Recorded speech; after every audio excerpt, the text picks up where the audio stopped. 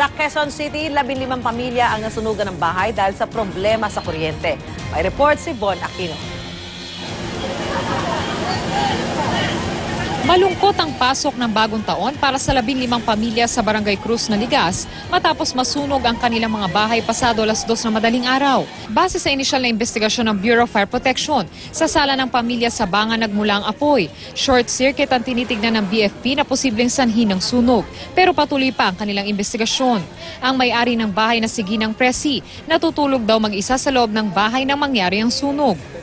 Nung nakita nga na-discover yung sunog, malaki na po at natutulog nga sila nung nangyari yung sunog. Nahila lang nila si Presi sa bangan sa labas, kaya naligtas sila. Dikit-dikit daw ang mga bahay kaya't mabilis kumalat ang apoy. Sa pagtaya ng BFP, aabot sa 200,000 pesos ang halaga ng nasunog na ari-arian. Tinitignan natin dito mga electrical related source, gaya ng mga hindi siguro na unplugged na mga electrical appliances. Wala naman nasaktan o nasawi sa sunog. Umabot sa ikatlong alarma ang sunog at tuluyang naapula pasado 3:00 na ng madaling araw.